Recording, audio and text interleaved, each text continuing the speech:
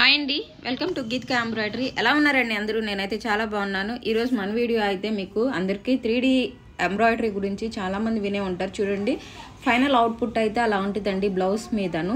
ఓకేనా? అది చేయడానికి నేను అసలు ఏం చేశాను ఏంటి అని అనేది ఈరోజు మీకు వీడియోలో చూపిస్తానండి. ఇది వచ్చేసేసి నేను జస్ట్ పికాక్లో వచ్చేసిన ఫెదర్స్ ఉన్నాయి కదండి, మన డిజైన్లోవే ఫెదర్స్ని, ఆ ఫెదర్స్ని ఒక్కొక్క దాన్ని బుటీస్ని కాపీ చేసుకొని వేసానండి. వేసేసి వాటిని ఆ క్లాత్తో చిన్న చిన్న ప్యాచెస్ లాగా కట్ చేసుకున్నాను. ఈ ప్యాచెస్ కట్ చేయడం ఇవన్నీ అందరికీ తెలిసే ఉంటుంది కదా, అట్లా ప్యాచెస్ లాగా కట్ చేసుకున్నానండి. ఏదైనా చిన్న చిన్న ట్రిమ్మింగ్స్ ఏమైనా ఉన్నా సరే నేను చేసుకున్నాను అనమాట. చేసుకొని చాలామంది ఏంటి అని అంటే, మన కస్టమర్స్లో చాలామంది మన దగ్గర వచ్చే వాళ్ళందరూ ఏమంటున్నారు అని అంటే, స్టిచ్ బ్లౌజ్ మీద వేస్తారా అని చెప్పేసి. స్టిచ్ బ్లౌజ్ మీద వేసి ఫినిషింగ్ రాక కొన్నిసార్లు ఇబ్బంది ఉన్నాయి. అంటే ఏంటంటే నీట్గా అనమాట, మనకి అవుట్లైన్ మిస్ అవ్వడం, అంటే ముడుచుకుపోవడం క్లాత్ ఇట్లాంటివి వస్తే మీకు ఎవరైనా సరే, మీ కస్టమర్స్ ఎవరైనా సరే అడిగినట్లయితే మీరు ఇలా 3D కానీ అట్లా మీరు ట్రై చేయొచ్చు, కొంచెం డిఫరెంట్గా.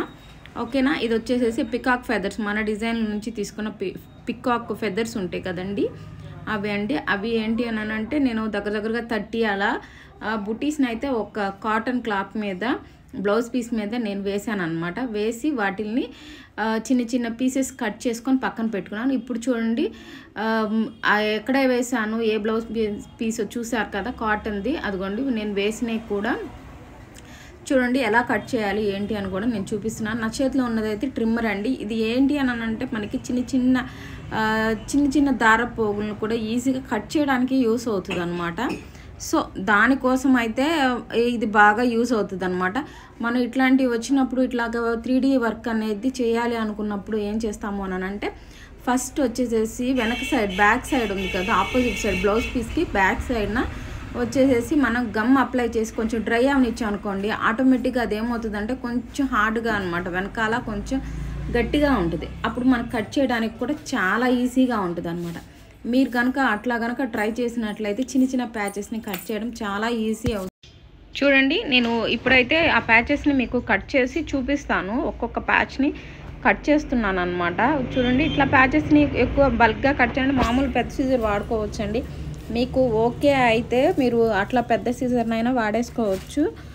లేదు చిన్న అంటే ఏంటంటే, ఆ ట్రిమ్మర్స్ ఎందుకు వాడతాము అని అంటే, లాస్ట్లో ఉన్న చిన్న పీసెస్ని కూడా కట్ చేయడం ఈజీ అవుతుంది అని చెప్పేసి ఆ ట్రిమ్మర్స్ వాడుకుంటాం అనమాట మనం.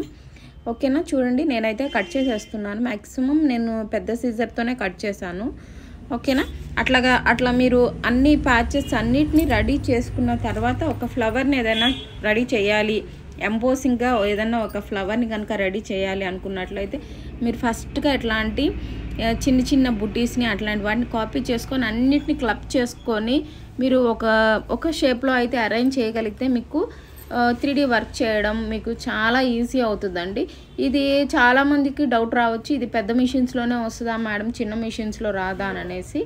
ఇది చిన్న మిషన్స్లో కూడా అట్లా ప్యాచెస్ వేసుకోవచ్చు.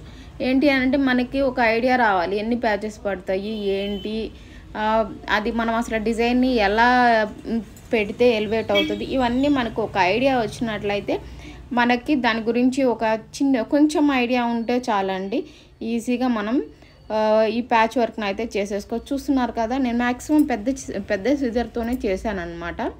చూసారా, అది అలా ఎలా కట్ చేయగలుగుతున్నాము అంటే, బ్యాక్ సైడ్లో కొంచెం గమ్ కనుక అంటించినట్లయితే మనకి చాలా ఈజీగా, ఏంటంటే బ్యాక్లో వచ్చేసి కొంచెం స్టిఫ్గా ఉంటుంది, గమ్ డ్రై అయిపోయిన తర్వాత స్టిఫ్గా ఉంటుంది. సో దానివల్ల మనం చాలా ఈజీగా మనం అట్లా ప్యాచెస్ని కట్ చేసేసేయచ్చు. ఓకేనా?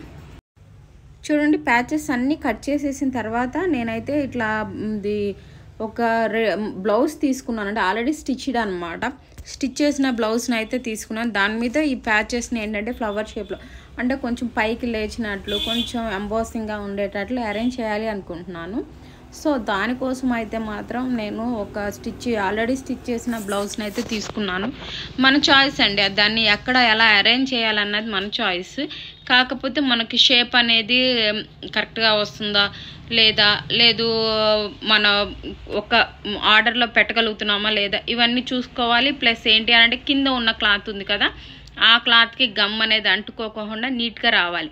ఇంకొకటి బెటర్ రిజల్ట్ రావాలి అని అంటే మీరు ఒకసారి గమ్తో స్టిక్ చేసిన తర్వాత మన ఈ ప్యాచెస్ని గమ్తో స్టిచ్ చేసిన తర్వాత చిన్న చిన్న నాట్స్ కనుక వేసుకున్నట్లయితే ఇంకా కస్టమర్ నుంచి మనకి ఎలాంటి ఇబ్బంది అయితే రాదనమాట. అవి ఊడిపోతున్నాయి అండి, ప్యాచెస్ వేసారు అది డిస్టర్బ్ అవుతున్నాయి కొంచెం అని చెప్పేసి అట్లా రాదు. ఇక్కడైతే నేను చూడండి 2 లేయర్స్ అయితే పెడుతున్నానండి. కిందలా ఒక 5 ఫెదర్స్తో ఒక ఫ్లవర్ లాగా చేశాను కదా.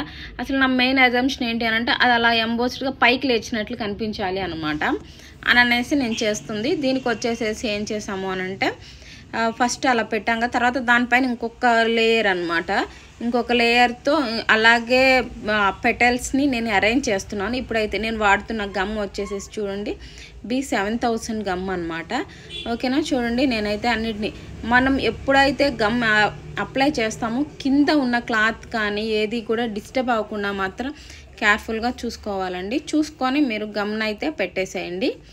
ఓకేనా, చూడండి ఆల్రెడీ నేను ఫినిష్ చేసేసాను. ఇది మొత్తం చూసినట్లయితే మీకు అలా రావాలి అని అనేసి నేను దానికోసం ట్రై చేశాను అనమాట. ఇలాంటి ఫ్లవర్స్ మీరు మీ శారీలో ఎక్కడైనా పెట్టుకోవచ్చు అండి, షోల్డర్ దగ్గర పెట్టుకొని ఎక్కడైనా సరే. నేనైతే అలా 3 ఫ్లవర్స్ మిగతా ఉన్న కొన్ని పెటల్స్ అలా మిగిలిపోయినాయి, దాన్ని అయితే ఆ ఫ్లవర్స్ చుట్టూతో అలా అరేంజ్ చేసేసాను.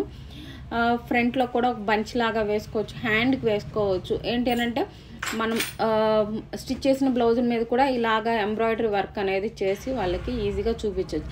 ఇదిగోండి నేను చెప్తున్నాను కదా, కొంచెం అలా పైకి లేచినట్టు కొంచెం ఎలివేట్ అయినట్లుగా ఉంటుంది, అది కొంచెం డిఫరెంట్గా కనిపిస్తుంది అని చెప్పేసి పెట్టుకుంటున్నాను. ఇంకొకటి వచ్చేసేసి నేను మధ్యలో వచ్చేసేసి ఒక రెడ్ కలర్ స్టోన్ పెట్టాను కదండి, అదైతే మనకి ఇట్లాంటి ప్యాచ్ వర్క్లు చేసినప్పుడు సెంటర్లో బాగా కొంచెం మగ్గం వర్క్ లుక్ రావడానికి వాటి కోసం అయితే ఇదైతే చాలా బాగుంటుంది అనమాట. ఏంటి అని అంటే మన శారీలో ఉన్న ఏదైనా కలర్ స్టోన్ ఉంటుంది మధ్యలో, చుట్టూతా వచ్చేసి స్టోన్ లేస్ వేసి ఉంటుంది అనమాట. ఓకేనా, సో కాబట్టి అది కొంచెం గ్రాండ్గా అనిపిస్తుంది. కాబట్టి నేను ఎక్కువ స్టోన్స్ ఇవేమీ పెట్టకుండా ఏం చేశాను అంటే జస్ట్ అదొక్క స్టోన్ మాత్రమే మధ్యలో సెంటర్లో పెట్టేసేసి వేసేసాను అనమాట. ఓకేనా, అట్లాగే సెకండ్ ఫ్లవర్ని కూడా పెట్టేస్తున్నానండి. ఫైనల్గా అయితే ఇది ఎలా ఉంది ఏంటి అని అనేది మీకు చూపిస్తానండి. చూడండి ఫైనల్గా అయితే 3D వర్క్తో ఫ్లవర్ వర్క్తో బ్లౌజ్ అయితే రెడీ అయిపోయిందండి. ఇలా అన్నమాట. లేదు మరి మనకు అంత ఎంబోస్ అవి అక్కర్లేదు అనుకుంటే మీరు వేరే డిఫరెంట్ మోడల్ కూడా ట్రై చేయొచ్చు. కానీ నాకైతే ఇది నేను ఇక్కడ ప్రింట్రెస్ట్ వాటిలో వెతికేసి చూస్తే నాకు ఇట్లాంటి మోడల్ అయితే చూసాను నేను. సో దానికోసం అయితే నేను ఇలా ట్రై చేశాను అనమాట. ఓకేనా, ఈ వీడియో మీ అందరికీ బాగా నచ్చింది అనుకుంటున్నాను. నచ్చినట్లయితే లైక్ చేయండి, షేర్ చేయండి, మన ఛానల్ని సబ్స్క్రైబ్ చేసుకోండి. ఓకేనా, ఇలా మీకు నచ్చినట్లు ఏంటంటే పికాక్లు వేసి వాటి కింద ఇట్లా ఫెదర్స్ పెట్టి స్టోన్స్తో డెకరేట్ చేయడం, మగ్గం వర్క్ లుక్ ఇవ్వడము, లేదు మీకు నచ్చిన విధంగా థ్రెడ్ పైపులు పెట్టుకొని వేసుకోవడం, ఎలాగైనా సరే మీరు చేయొచ్చండి. ఫైనల్గా అయితే మనకైతే ఎంబోస్ చేసినప్పుడు లేదు ఇట్లా 3D వర్క్స్ వేసినప్పుడు చాలా మంచి ఫినిషింగ్ అయితే ఇవ్వగలిగితే మాత్రం కస్టమర్ ఇంప్రెస్ అవ్వడం మాత్రం గ్యారంటీ అండి. ఓకేనా, ఈ వీడియో మీ అందరికీ నచ్చింది అనుకుంటున్నాను. నచ్చినట్లయితే లైక్ చేయండి, షేర్ చేయండి, ఛానల్ని సబ్స్క్రైబ్ చేసుకోండి, బెల్ ఐకాన్ని కంపల్సరీగా ప్రెస్ చేయండి, ఎందుకంటే నేను పెట్టే ప్రతి వీడియో నోటిఫికేషన్ మీకు వస్తుందండి. ఓకేనా, థ్యాంక్ యూ ఆల్, బాయ్.